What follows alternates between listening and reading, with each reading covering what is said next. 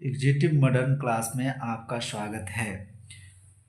आज हम लोग नए टॉपिक में प्रत्यय को जानेंगे, जो कि इसमें फुल कॉन्सेप्ट के साथ ही एग्जाम्पल को अच्छी तरह से समझेंगे, जो कि बिहार बोर्ड एग्जाम के व्यू से काफ़ी इम्पोर्टेंट है और इससे लगभग 7-8 ऑब्जेक्टिव क्वेश्चन आते हैं।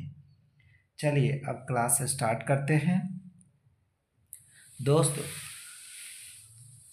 प्रत्यय प्रत्यय क्या है इसके बारे में पहले जानेंगे।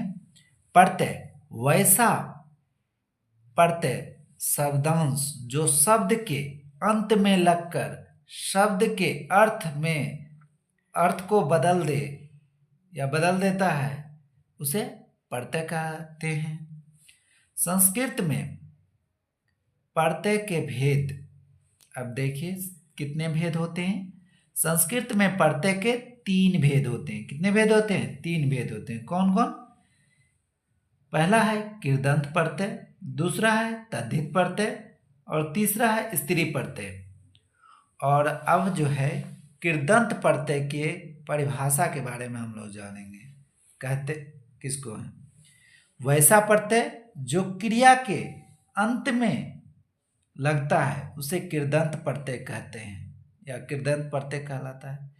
कहने क्रिया, ये क्रिया शब्द जो आया, क्रिया जैसे में हम समझेंगे, अगर एग्जाम्पल दें, पढ़ना, लिखना, हंसना, बोलना, ये सारे क्रियाएं हैं। और कैसे समझ पाएंगे क्रिया है? तो जैसे हम लिख दें पढ़ना, लिखे, जिस शब्द के अंत में ना आ जाए तो समझ जाना है वह क्रिया है। ठीक ना? पढ़ना, लिखना, हंसना, बोलना, ना आ जाए क्रिया है। तो वही कह रहा है कृदंत प्रत्यय में जो वैसा प्रत्यय जो क्रिया के अंत में लगता है कृदंत प्रत्यय कहलाता है। ठीक है? क्रिया के अंत में लगेगा। ठीक है? अब देखिए कृदंत प्रत्यय के अंतर्गत आता है तुमुन प्रत्यय। उसको ये मानकर हम देख रहे हैं। तुमुन प्रत्यय वैसा प्रत्यय जो के लिए अर्थ को सूचित करता है। किसके लिए? के लिए अर्थ को सूचित करता है। और एक चीज, ये चीज ध्यान रखेंगे, तुमुन प्रत्यय का तुम शेष रह जाता है, शेष रहता है। ठीक है? जैसे पा धातु है और इसमें तुमुन प्रत्यय लगा है तो बना है पातुम। तो इसका अर्थ क्या दिया? पीने के लिए, क्योंकि के लिए अर्थ को सूचित किया है तुमुन प्रत्यय। जैसे दा धातु है, तुमुन प्रत्यय लगेगा तो क्या बनेगा? दातुम, यानी दान देने के लिए। आपसे एग्जाम में इस तरह से क्वेश्चन पूछता है कि जैसे पा जोड़ तुमुन, तो कौन सा शब्द बनेगा? तो पातुम। या लिख देगा, आपसे पूछेगा दातुम में कौन सा प्रत्यय है, तो तुमुन प्रत्यय है, क्योंकि इसके लास्ट में तुम शब्द आ रहा है। इसमें भी पातुम में भी तुम, ज्ञातुम में भी तुम नेतुम में भी तुम है, क्रेतुम में भी तुम है, हंतुम में भी तुम है, गंतुम में भी तुम है, पठितुम में भी तुम है। तो हम इस प्रकार समझ पाएंगे कि तुमुन प्रत्यय है। पहचान में आ गया।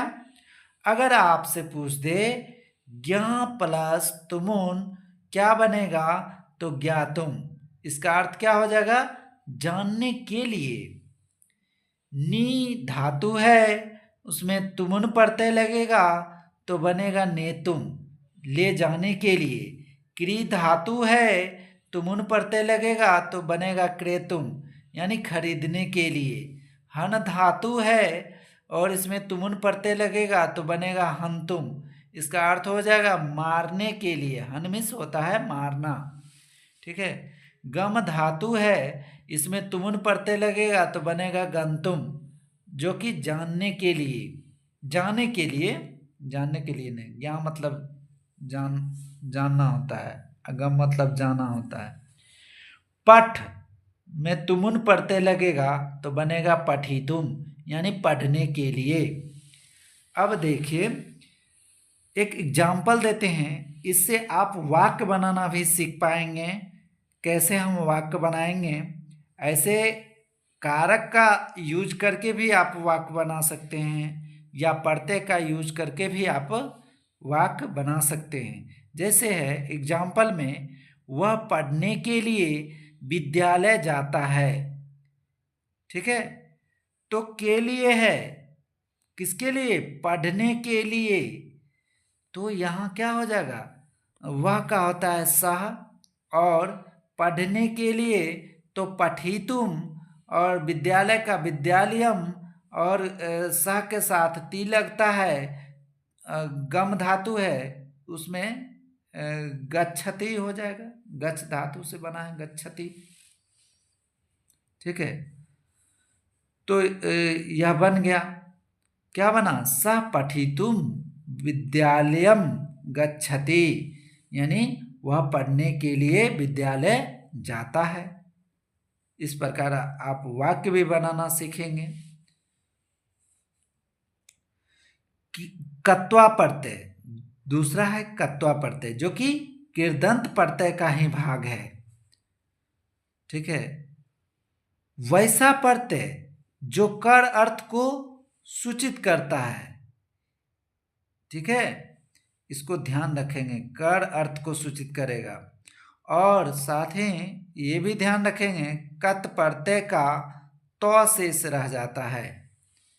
एक एग्जाम्पल दिया जाए, वह खाकर विद्यालय जाता है, तो यह बनेगा, वह का स होता है खादित्वा, खादित्वा मतलब खाकर, विद्यालयम गच्छति, यानी वह खाकर विद्यालय जाता है। क्लास में हम लोग कृदंत प्रत्यय के बारे में ही थोड़ा पढ़ेंगे, और उसके बाद तद्धित प्रत्यय के बारे में आ जाएंगे। धन्यवाद।